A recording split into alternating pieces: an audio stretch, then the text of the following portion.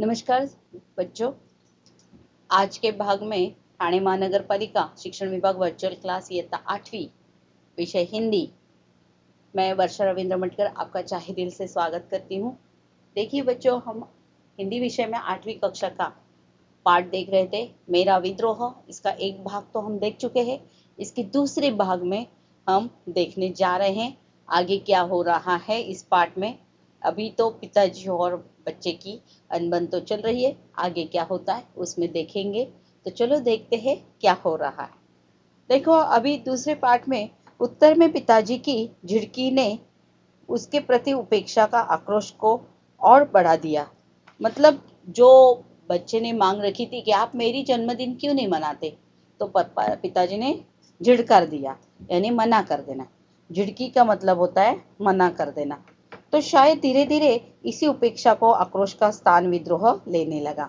मतलब ऐसे हर एक बच्चा जो मांगता था, विचार प्रकट करता था, तो पिताजी क्या करते थे, उसको मना कर देते थे। और इसकी वजह से पिताजी और बेटे में क्या होने लगी, अनबन होने लगी, और बच्चे का पिताजी के प्रति विद्रोह यानी कि बगावत बढ़ने लगी। तो शायद धीरे धीरे इसी उपेक्षा के आक्रोश का स्थान विद्रोह लेने लगा। अनजाने में मेरे अंदर पिताजी का एक शत्रु पैदा हो गया, जो हर समय पिताजी को तंग करने की, दुखी करने की और उनसे अपने प्रति किए गए अन्यायों के विरुद्ध बदला लेने की स्कीमें बनाता गया। स्कीम यानी कि योजनाएं बनाता गया। मैं अभी पिताजी को कैसे तंग कर सकता हूँ।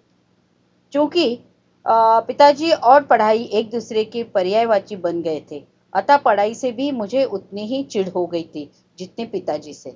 मतलब शायद ऐसे ही होता है इन बच्चों में। अगर माँ बाप से उनकी अनबन होने लगी तो वो पिता पढ़ाई में ध्यान नहीं देते। पढ़ाई उनको जब तक खुद कुछ चाहिए वो चीज़ नहीं मिल जाती, तब तक उन्हें शांति नहीं मिलती। घर में छोटी बहन शालू, उससे छोटे मंटू के आगमन के साथ ही तंगहाली और भी बढ़ गई थी। तंगहाली यानी घर का खर्चा निभाना घर में बहुत ही मुश्किल हो रहा था, उसे कहते तंगहाली, यानी कि आर्थिक विवंचना। तंगहाली का मतलब होता है आर्थिक विवंचना। तो शायद इसी वजह से ज्यादा विद्रोही थे। अब अतः बात बात पर पिटना एक आम बात हो गई थी। मतलब कुछ भी हो गया, इसे मार खानी पड़ती थी। तो ये आप मार खा खा के भी ये बच्चे बहुत ये हो जाते हैं, उन्हें मार की कोई पड़ी नहीं रहती। मारते मारो, जितना चाहे मारो, ऐसे ये बच्चे बन जाते हैं। धीरे धीरे पिटने का डर भी दिमाग से काफुर हो गया। काफुर होना, रफू चक्कर होना। और मैं दुस्साहसी हो गया। मतलब कोई भी साहस करने के लिए वो चल पड़ा। पिताजी के हाथ उठाते ही घर से भाग खड़ा होता। फिर अभी मालूम हो गया, ये हुआ उसे कि अभी ये बात पर मुझे ये पिताजी मारने वाले, उसके पहले ही घर से भाग जाने का। बस पढ़ाई पिछड़ती गई। पिछड़ना यानी पीछे रह जाना। फर्स्ट आने लायक शायद नहीं था। सामान्य लड़कों से अच्छे नंबर तो मैं आसानी से ला सकता था। पढ़ाई से तो मुझे शत्रुता हो गई थी। पिताजी से बदला लेने के लिए अपना करियर चौपट करने तक मैं मुझे एक मजा मिलता था। लगता पिताजी को नीचा दिखाने का इससे अच्छा उपाय दूसरा नहीं हो सकता। मतलब उसे कोई मालूम ही नहीं कि मैं पिताजी से ऐसे बर्ताव करने से मैं मेरा खुद का ही करियर बर्बाद कर रहा हूँ। ये किसके ध्यान में। मुझे याद है कि 5वीं कक्षा में 7वीं पोजीशन लाने के बाद 6ठी कक्षा में मेहनत करके 3rd आया था। सोचा था पिछले साल से अच्छे नंबर लाने पर पिताजी खुश होंगे, पर वे रिपोर्ट देखते ही खींचे थे। चाहे कितना भी घोल कर पिला दूं, पर तू रहेगा 3rd का 3rd ही। मेरा मन अपमान से तिलमिला गया। सोचा चीख कर कहूं, अगले साल मैं फेल होऊंगा, फेल। देखिए, 5वीं कक्षा में वो कौन से पोजीशन पे था, 6ठी, पिछले साल 7वीं पोजीशन पे था। मतलब 5वीं कक्षा में उसके 7 नंबर आए थे। 6ठी कक्षा में वो आगे आया और तीसरे नंबर पे आया।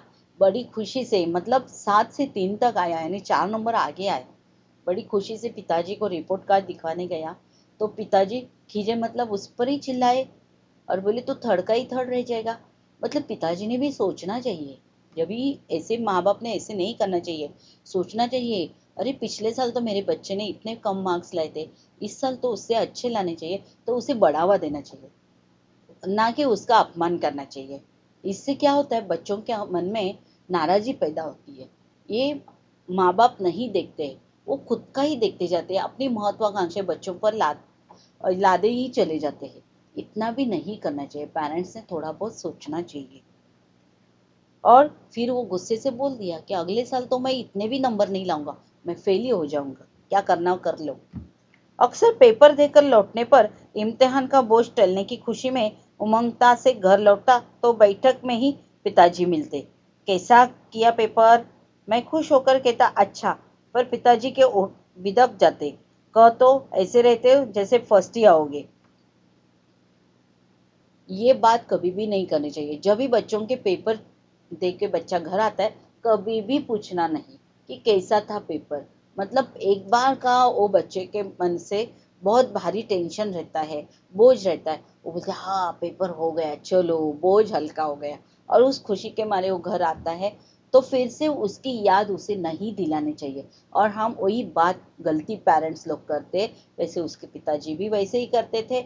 और बोलते वो बच्चा हमेशा ऐसा ही बोलेंगे ना, अच्छा ही गया।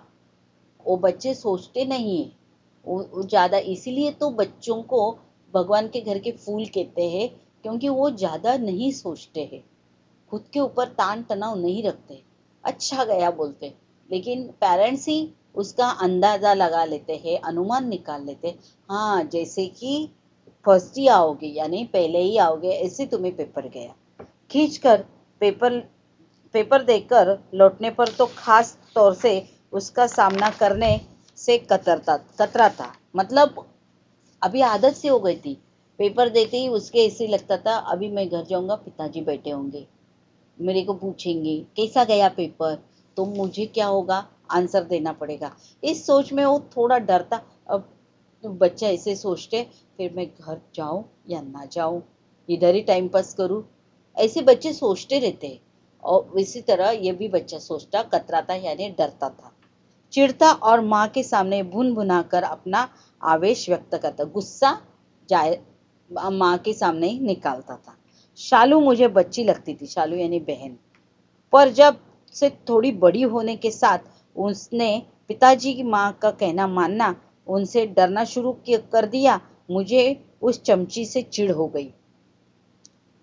वो बच्ची माँ बाप का जो कहना था वो मानती थी सीधा, माँ पिताजी पिताजी का आदर करती थी। वो आएंगे अभी चिल्लाएंगे, ये डरती थी। तो इसे बहुत उससे चिढ़ होने, इसका कहना है तू क्यों उनसे इतना डरती है, मैं जैसे बर्ताव करता हूँ वैसे तू भी कर।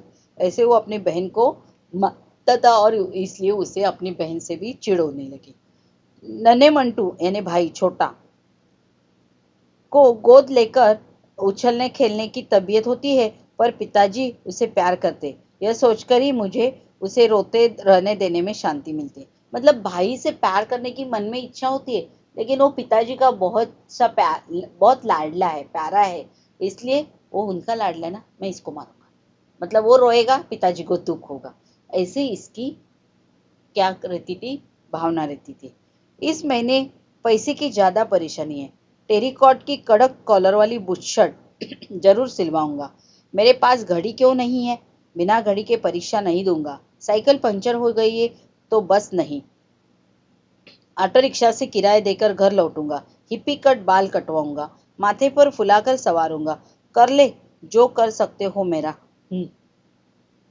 मतलब उसने ये उसकी इच्छाएं बता दी, मैं ये करूंगा, मैं वो करूंगा, मुझे ये करना है, मुझे साइकिल से नहीं जाना है, बस से नहीं जाना है, मैं ऑटो ऑटो रिक्शा से ही आना है, ये सब वो। और घर में तो हमेशा सामान्य परिस्थिति के जो घर रहते हैं उनको हर महीने में जो आर्थिक विवंचना रहती है वो रहती ही है। उन्हें अपने आर्थिक अंदाज या खर्च भाव का तोल मेल जोल लगाकर ही अपना घर चलाना होता है, इसलिए बच्चे वो बात को नहीं मानते हैं। कई बार मन करता है कोशिश करके एक बार फर्स्ट आ ही जाओ, लेकिन तभी अंदर से कोई चिखता है। मतलब उसके अंदर दो मन रेडी हो जाते हैं। अगर आप तारे जमीन पर देखेंगे ना, सेम इस बच्चे की मानसिकता से ही भरा हुआ वो चित्रपट है। तो आपको मालूम हो जाएगा कि उस वो बच्चे के मन में कैसे दो विचार आते हैं, एक पॉजिटिव एक निगेटिव, और कैसे बात करते हैं, ये उसी सिनेमा से मालूम होता है। तो ये भी अपना बच्चा वैसे ही बोल रहा है। कई बार मन करता है कोशिश करके एक बार फर्स्ट आ जाऊं, लेकिन तभी अंदर से कोई चीखता है, नहीं, यह तो पिताजी की जीत हो जाएगी। वे इसे अपनी ही उपलब्धि समझेंगे और और खुश भी तो होंगे। मेरा उनकी खुशी से क्या वास्ता। अब उनका और अब उनका और अ, कुछ वश नहीं चलता तो माँ को सुनाकर दहाड़ते हैं। मतलब मेरे ऊपर उनका रोब नहीं चलता है, वश नहीं चलता मतलब मेरे ऊपर उनका अधिकार नहीं चलता है, तो माँ को चिल्लाते, माँ को मतलब धाप दपटते हैं। ऐसे वो बोलने लगा, ठीक है, मत पढ़े लिखे करे सारे दिन मटर गश्ती। मैं भी इस इम्तिहान के बाद किसी कुली कबाड़ी के काम पर लगा देता हूँ। पिताजी क्या बोलते थे, करने दो उसको, क्या मौज मस्ती करनी है, मटर गश्ती करनी है, लेकिन मैं भी देखता हूँ, मैं अभी उसकी परीक्षा हो जाने के बाद उसको कुली के काम पे लगवा दूंगा, मैं नहीं उसका खर्चा उठाऊंगा। यह देख लीजिए यही देख लीजिए, अभी नुक्कड़ की दुकान पर कुछ खरीदने आया ही था। नुक्कड़ यानी अपने गली की दुकान पर अपने जो रहने का जो इलाका रहता है, माहौल रहता है, उसके नुक्कड़ की दुकान पर ये कुछ खरीदने आया था। तो उसने देखा अचानक पिताजी सड़क से गुजर रहे जा रहे। तो जानता हूँ घर पर पहुंचकर खूब गरजेंगे दहाड़ेंगे। उसे देखकर उसे लगा अभी घर जाके ही मुझे वो क्या करेंगे, चिल्लाना शुरू करेंगे। लेकिन बाहरी दरवाजे पर आकर सुन्न रह जाता हूँ। पिताजी को लगा कि उनके बेटे का भविष्य बर्बाद हो गया। यह सोचकर वो गलियारे में खड़े खड़े दीवार से कोहनियां टिकाए निशब्द कातर रो रहे। गलियारे मतलब जो अपना घर का जो सज्जा आगे का रहता है उसमें वो खड़े होके अपना यह हाथ यानी कि यह सोचकर गलियारे के खड़े खड़े दीवार से कोनियां टिकवाए निशब्द कातर रो रहे हैं। मतलब गलियारे मतलब गली के कोने में पिताजी खड़े खड़े दीवार से कोहनिया कोहनिया मतलब ये जो अपना हाथ का ये पार्ट रहता है, ये ऐसी पोजीशन जो रहती है, तो इसे कोहनिया कहते हैं। तो कोहनिया खड़े खड़े कोहनिया टिकाए निशब्द कुछ भी ना बोले कातर रो रहे मैंने चुपके से। मैं सन्नाटे में खींचा अचक खड़ा रह गया। शांति से, सन्नाटा यानी शांति से, खींचा अवाक खड़ा रह गया। पिताजी का ऐसा बेहद निराश आकुल व्याकुल रूप मैंने इसके पहले कभी नहीं देखा था। मतलब ये नाराजगी का और बहुत ही व्याकुल हो गए थे, तो ये पहले कभी नहीं देखा। जिंदगी में पहली बार मैंने अपने पिता को इतना विवश, इतना व्यथित, विवश यानी असहाय, व्यथित, दुखी और बेबस यानी कि बहुत ही परेशान कभी नहीं देखा। क्या पिताजी पहले कभी ऐसी ही अवश्य मजबूरियों के बीच में रोए होंगे मुझे लेकर। वो सोचने लगा, क्या पहले कभी ऐसे ही भी हुआ होगा। अब मुझे अपने किए पर पछतावा हुआ। पिताजी की दशा देखकर मैंने मन ही मन वो भी खुद दुखी हुआ और माँ से मिलकर मैंने सब कुछ बताया। माँ के पास गया और माँ को सब कुछ बता दिया, क्योंकि बच्चों के पास उनकी एक प्यारी सहेली रहती है, वो उनकी माँ रहती है, और बच्चे माँ से सब कुछ जाकर बता देते, मन की बात बोल सकते हैं। आज माँ की खुशी का पारावार न रहा। मतलब माँ को बहुत ही खुशी हुई कि मेरा बच्चा सच बोल रहा है, जो आगे करने वाला है, इससे आगे वो बड़ा होने जाने वाला है, इससे आगे सुधरने वाला है। माँ को खुशी तो होगी ही। उसकी खुशी का ठिकाना नहीं रहा। उसने मुझे गले लगाया। उसकी आंखों से आंसू झरने लगे। वे दुख के नहीं थे, खुशियों के थे। मेरी आंखों के विद्रोही अंगारे बुझने लगे थे। मतलब ये बगावती अंगारे जो बच्चे के मन में फूल रहे थे, वो अभी क्या होने लगा था, बूझने लगा था। मेरे अपने ही आंसुओं की धार से मैंने निःशब्द कर कह रहा हूँ पिताजी से। मतलब वो मन में मन ही पिताजी से बात करने की तो हिम्मत नहीं है, पिताजी से बोल नहीं रहा, लेकिन आपके मन में ही पिताजी के लिए क्षमा की याचना कर रहा है। मैं संधि चाहता हूँ पिताजी, मुझे एक आप एक मौका दीजिए कि मैं संधि चाहता हूँ, मैं आपको गलत समझा, मुझे क्षमा कर दीजिए, मुझे एक मौका दीजिए सुधरने के लिए, मैंने आपको बहुत ही गलत समझा, आप मुझे एक मौका दीजिए। इसलिए बच्चों मैं कहती हूँ, मैंने ऊपर ये सुविचार लिखा है, माता पिता भगवान का रूप होते हैं। मतलब भगवान का रूप होते हैं, मतलब हमें वो पहले अपनी खुद की परेशानियां कभी नहीं बताते, घर कैसे चल रहा है ये नहीं बताते, खाली उनका यही सोचना रहता है कि मेरा बच्चा खा पी कर तंदुरुस्त रहे और अपनी पढ़ाई में लगन से ध्यान दे और अपनी जिंदगी में आगे आगे जाए, यही उनकी महत्वाकांक्षा रहती है। अगर हमें कुछ चाहिए तो हमें समझदारी से लेना चाहिए माँ बाप से, और हमें जो चाहिए वो भी हम शांति से लेना चाहिए।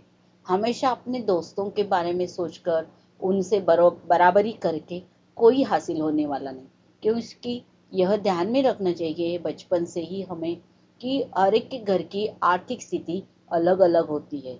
तो यही यह मानसिकता ये अपनी लेखिका ने, सूर्य बालाजी ने इस पाठ में हमें बताई है। अभी इस पाठ में देखिए मौलिक सूचन जो हमें पाठ में दिया है उसमें उन्होंने क्या बताया, अपने जीवन में पिता की महत्वपूर्ण भूमिका को अधोरेखित करते हुए कृतज्ञता का ज्ञापन करने वाला पत्र लिखो। मतलब अपने पिताजी के बारे में कृतज्ञता व्यक्त करने के लिए आप खत लिखिए। तो हम 8वीं कक्षा में आए हैं, खत लिखना तो हम 6ठी कक्षा 5वीं कक्षा से सीखे, 7वीं कक्षा तक अच्छा सा खत लिखते, तो आप खत लिखना है। आगे का हमारा जो मूल्यमापन है देखते हैं क्या है। श्रवणीय, देखिए रेडियो दूरदर्शन यूट्यूब से शौर्य कथा गीत सुनो और सुनाओ। मतलब बच्चों के जो शौर्य कथा रहती है, गीत रहते हैं, वो गीत हमें क्या करने हैं, सुनने हैं और दूसरे दोस्तों को भी सुनाने हैं। या भी शौर्य कथा और कौन से, जैसे कि शौर्य का कथा में अभी मैं आपको गाजी फिल्म देखी आपने, ए वतन आबाद रहे तू, मैं जहाँ रहूं जहाँ मैं याद रही तू, ए वतन मेरे वतन। ये कैसा गीत है, ये शौर्य के लिए, अपने देश के प्रति अपना प्रेम व्यक्त करने वाला गीत है। तो ऐसे ये गीत रहता है। दूसरा गांधी जी के ऊपर गीत है। और दूसरा, छोड़ो कल की बातें, कल की बात पुरानी, नए दौर में लिखेंगे मिलकर नई कहानी, हम हिंदुस्तानी, हम हिंदुस्तानी, हम हिंदुस्तानी। ये भी ऐसे वाले गीत सुनो और अपने दोस्तों को सुनाओ। आगे का दूसरा रहता है संभाषण, मतलब हम किस प्रकार का अपना संभाषण वक्तृत्व कर सकते हैं। भारत की संपर्क भाषा हिंदी है, इस कथन पर विचार करते हैं, अपना मत प्रस्तुत करो। मतलब हमारे देश में हम कहीं भी जाए, मतलब हम लोग सादा स्टेशन देखते हैं, रेलवे स्टेशन, वहाँ पे जाए तो जो हमारे कानों पर जो स्वर पड़ते हैं, सुनिए, 2 नंबर पे आने वाली गाड़ी थाना से बम्बई के लिए जलद लोकल है। ये क्या हुआ, हिंदी में सुनाई दिया, क्योंकि हिंदी हमारी राष्ट्रभाषा है और हमें सबको वो राष्ट्रभाषा की पहचान है, हमें उसकी जानकारी है, उसमें बोली जाने वाली जो सूचनाएं रहती है वो हमें ज्ञात हो जाती है। इसलिए इस तरह हमारी भाषा के बारे में आप अपने विचार प्रकट करें।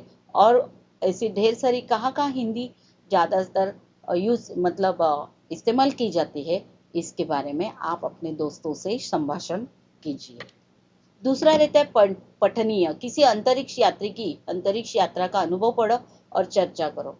अभी अंतरिक्ष यात्रा यानी कल्पना चावला है, सुनिचि चौधरी है, शर्मा जी है, तो ये जो हमारे देश के अंतरिक्ष यात्री जो है, तो दूसरी हमारे जो राष्ट्रपति पहले वाले अब्दुल कलाम जी है, तो ये भी अब्दुल कलाम जी अंतरिक्ष यात्री नहीं थे, लेकिन उन्होंने उसमें काम किया है, उसके बारे में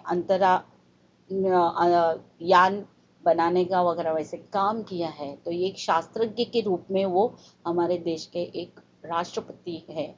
तो उनके बारे में भी हम लोग अनुभव पढ़ सकते हैं, चर्चा कर सकते हैं। आगे का है शब्द वाटिका। तो ये किताब में दी है, तो ये आपको पढ़नी है, लिखनी है। दूसरा लेखनी के बारे में जो है, निम्नलिखित जगहों पर जाना हो तो तुम्हारा संपर्क किस भाषा से होगा, लिखो।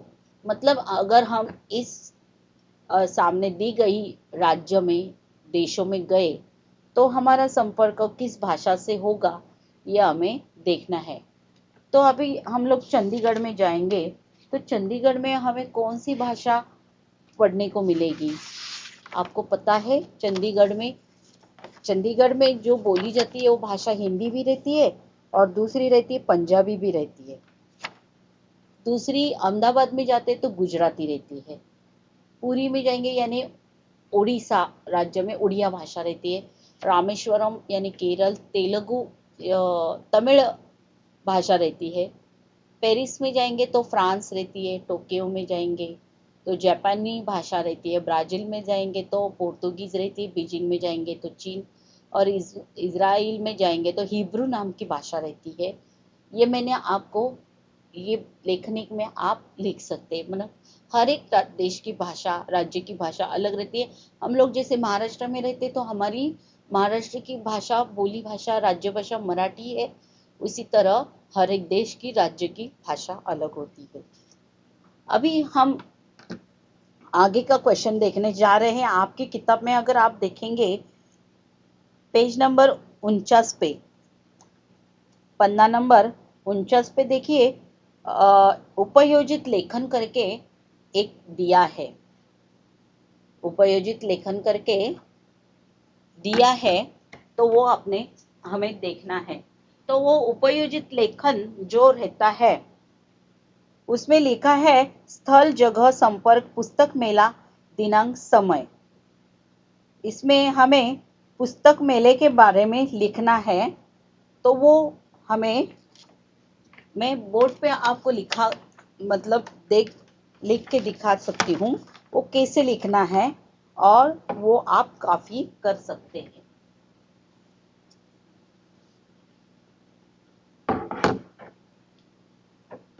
उपयोजित लेखन।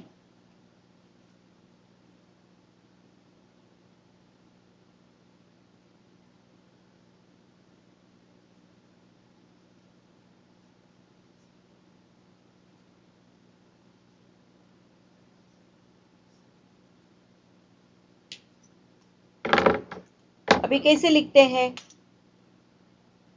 अभी हमें पुस्तक मेला के बारे में लिखना है, तो लिखेंगे मनोहर कहानियां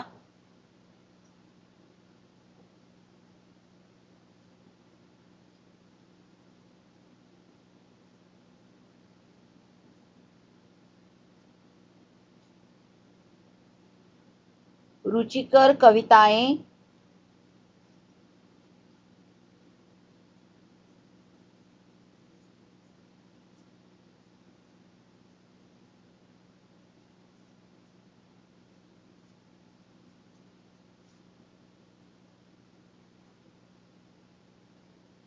हंसाने वाली कार्टून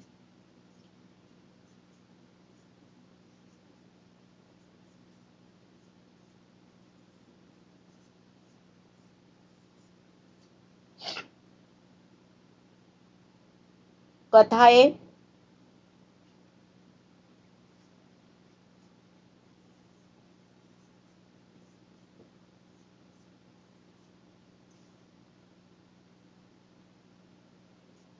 मन में उमंग भरने वाली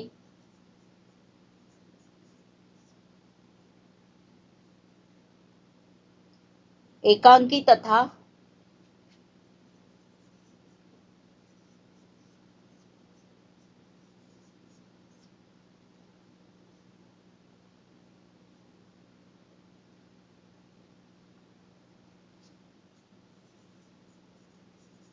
कल्पना लोक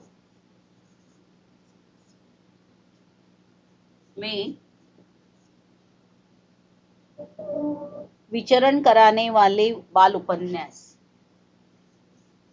विचरण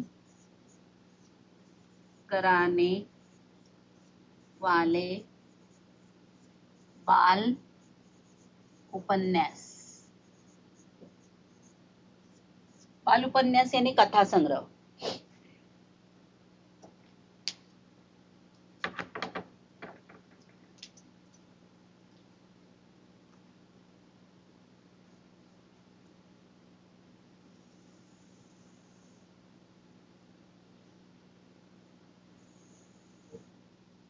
एक ही स्थान पर प्रदान करने का सुनहरा अवसर प्रदान करेगा।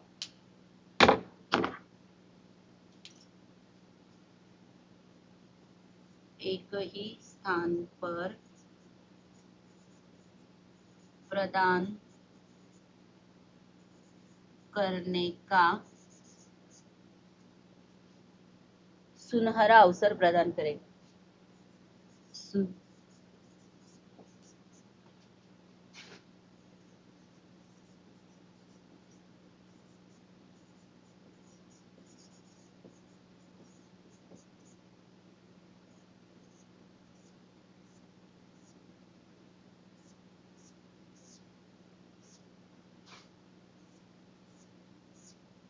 करेगा।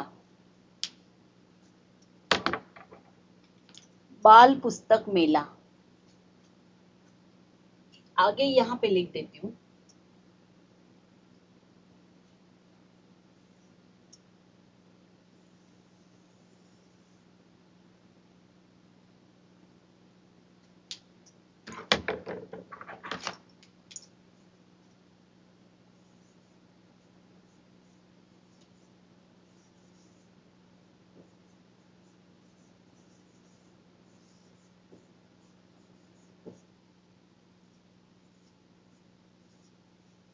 पुस्तक मेला, पता लिखने का है अभी नीचे।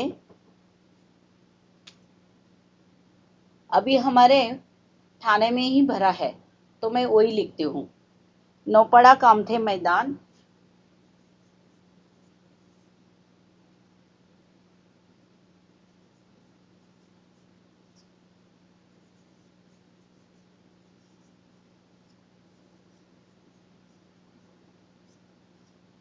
मैदान घंटाली देवी रोड,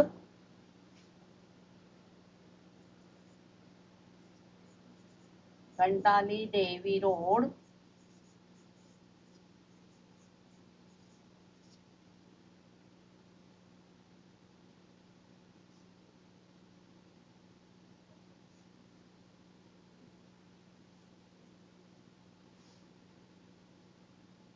सत्यम कलेक्शन के सामने।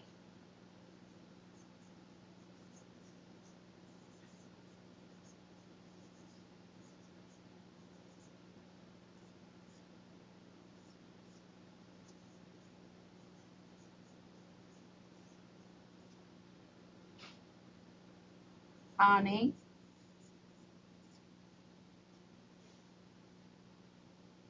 पश्चिम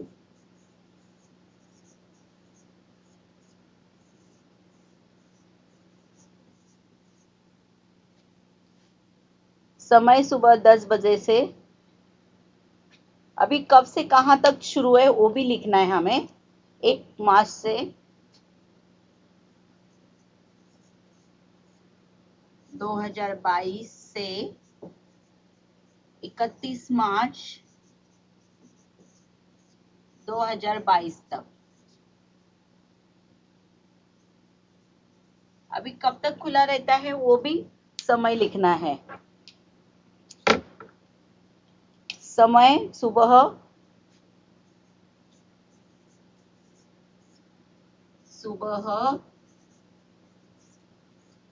10 बजे से शाम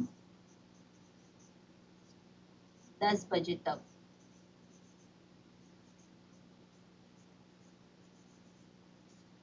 इसे कहते हैं उपयोजित लेखन। आई बात ध्यान में। तो इस तरह हमारे किताब का जो उपयुक्त लेखन का जो प्रश्न है मैंने आपको बताकर दिखाया है। देखिए इसमें स्थल जगह स्थल भी आ गया, उसमें संपर्क संपर्क कहाँ पे जाना है वो भी पता दे दिया है। और दूसरी बात पुस्तक मेला टाइम समय भी बता दिया गया है। दूसरा एक सवाल अपने किताब में है भाषा बिंदु करके, पाठ में आए हुए उपसर्ग और प्रत्यय वाले शब्द ढूंढो तथा उनके उपसर्ग अलग करके मूल शब्द लिखो। मतलब निरुत्तर, निरुत्तर में निर और उत्तर, अतिरिक्त अति और रिक्त, उपसर्ग और मूल शब्द, इस तरह ऐसे शब्द भी हम ढूंढकर लिख सकते हैं। आप अपनी टीचर की खुद की टीचर की भी सहायता ले सकते हैं। इसी तरह हमारा आज का ये जो है मेरा विद्रोह पाठ आज यही समाप्त होता है। इसी के साथ हम यही रुकते हैं। आपको अगर यह पाठ अच्छा लगा, बहुत ही प्यारा लगा, तो आप हमें इस अपने चैनल पे सब्सक्राइब लाइक करना ना भूलें, जरूर कीजिए। फिर मिलते हैं, धन्यवाद।